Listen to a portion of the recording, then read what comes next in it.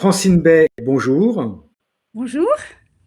Vous êtes l'auteur de Au matin de la France chrétienne, un livre dédié à l'évangélisation de la Gaule dès les premiers siècles. Est-ce que vous pouvez vous présenter? Oui, je suis mère de famille, grand-mère de famille nombreuse. Je me suis beaucoup occupée de catéchisme. J'ai fait des études de philo, j'ai une maîtrise de philosophie. Je me suis beaucoup occupée des catéchismes, des cérémonies dans différentes paroisses. Et puis après, je me suis consacrée surtout à l'écriture pour les enfants, principalement les jeunes. J'ai écrit une vingtaine de livres actuellement sur différents sujets, enfin toujours religieux, des vies de saints, des apparitions à la Sainte Vierge, les miracles eucharistiques, l'histoire de l'Église. Et quelques-uns de ces livres, d'ailleurs, sont traduits en anglais, enfin américain, et même en polonais. Alors ce livre, il permet de découvrir les profondes racines chrétiennes de la France dès les premiers siècles. Que va-t-on y trouver?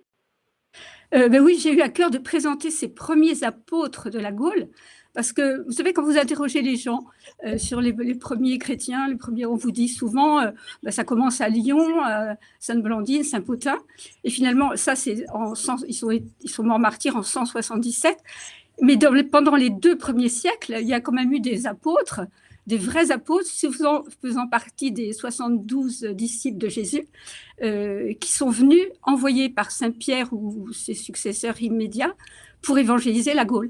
Et ils sont peu connus. Ils sont pourtant titulaires des grandes cathédrales de notre pays. Je pense, je sais pas, Saint-Front de Périgueux, Saint-Gatien à Tours, Saint-Firmin d'Amiens. Enfin, et finalement, presque personne ne les connaît. Et je trouve que leur vie est passionnante. Et c'est vraiment, et puis c'est eux qu'on leur doit tout, quoi. Ils ont vraiment déchiffré le sol, enfin, pour faire de nous de bons chrétiens, espérons. Alors notons Voilà. néanmoins que cet ouvrage a été préfacé par le cardinal Sarah également. Oui, exactement. Et ça, j'ai été très, très touchée, évidemment, qu'il accepte de faire il a rédigé une longue et très belle préface où il rappelle d'ailleurs que les racines, c'est très important de connaître nos racines, c'est ce qui ne nous étonne pas de lui qu'ils disent ça. Par exemple, il compare cela à un fleuve dont on se couperait de la source et qui après, finalement, il se l'est plus rien. Et finalement, c'est un peu la même chose qui nous arrive.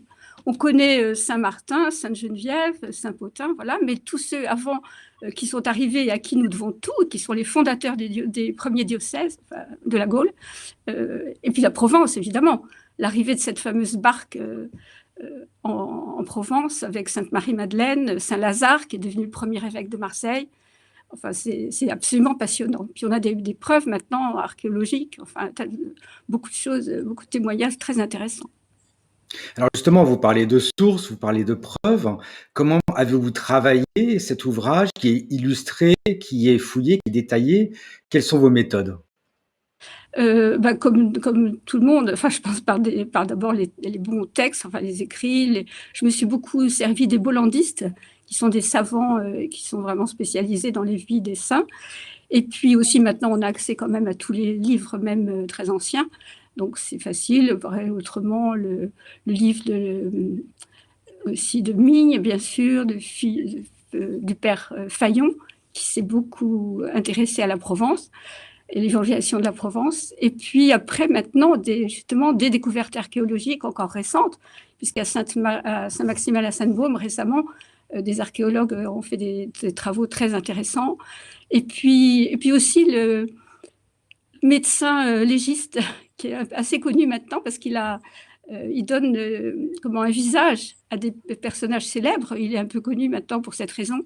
Par exemple, l'expédition de la Pérouse, il a expliqué, il a montré, il a réussi à reconstituer les visages.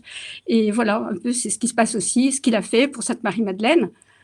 Enfin, on a beaucoup de choses très intéressantes à découvrir, de plus en plus, avec la science et l'archéologie. Un ouvrage au matin de la France chrétienne que l'on va pouvoir retrouver dans toutes les librairies chrétiennes. Francine Bay, merci infiniment. Merci.